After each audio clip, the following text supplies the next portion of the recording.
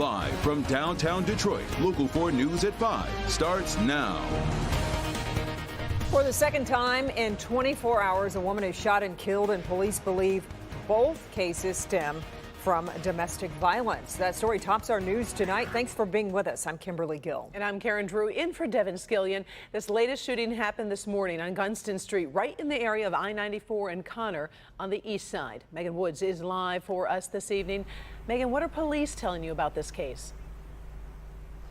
Well, police are saying that it appears to be yet another deadly domestic dispute. They're still working out details, but say they have made an arrest. Take a look.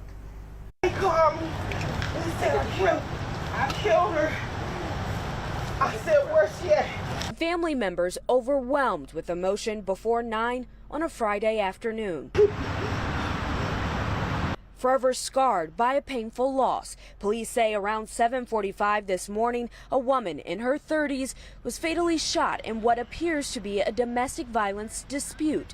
The alleged shooter, a man also in his 30s, was arrested on scene. Gunston was blocked off for hours as investigators collected evidence and worked to learn more about the circumstances.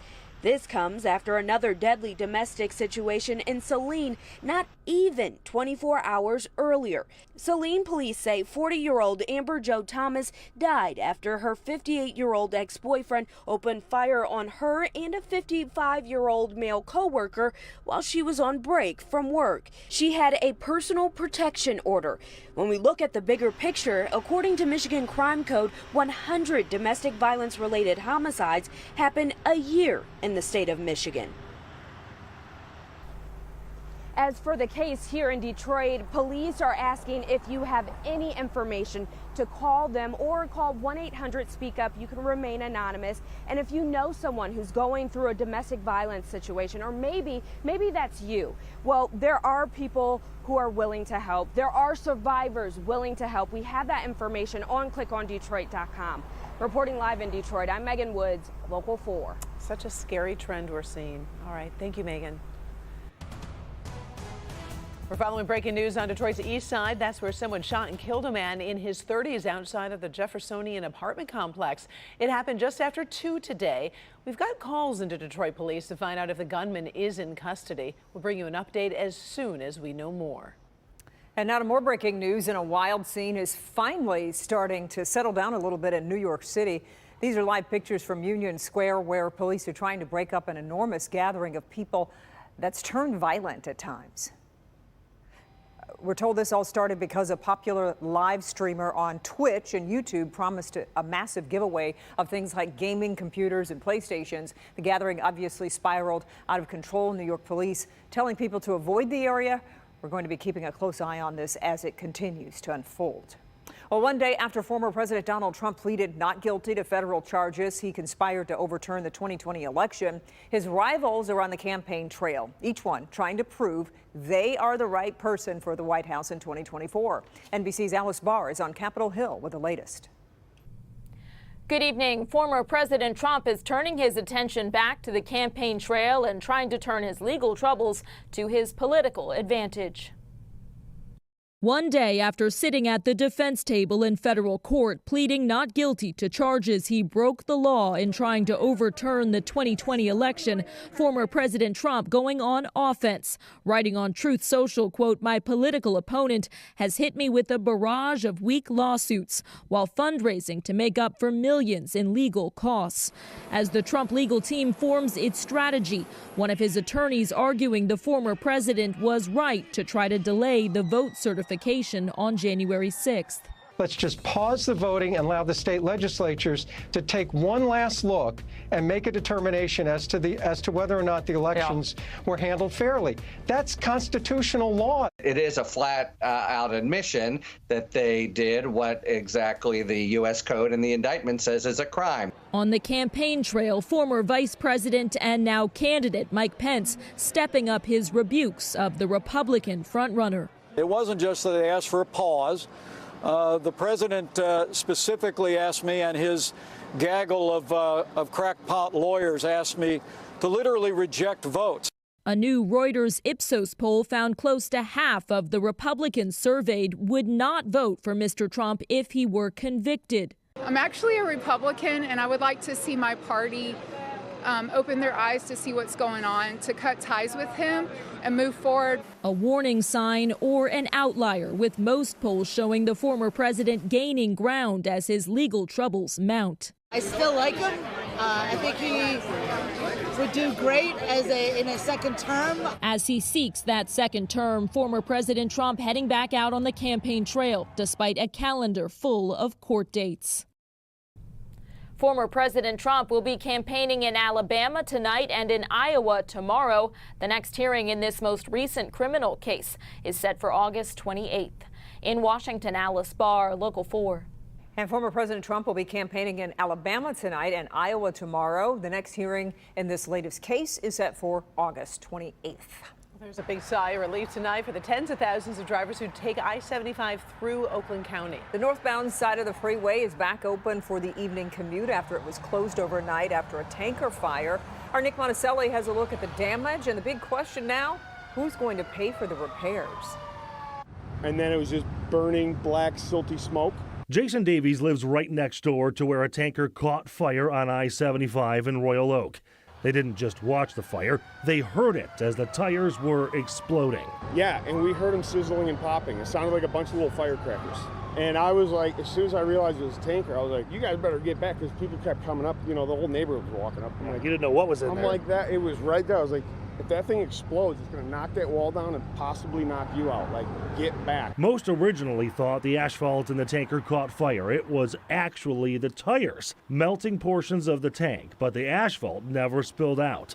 The northbound lanes of I-75 at 696 were closed until about 8 this morning, while crews transferred all of that asphalt to other tankers and then cleaned all the debris from the road. 2 tow trucks, one to pull, the other to lift the tanker with its burned up wheels, were used to move it off the highway.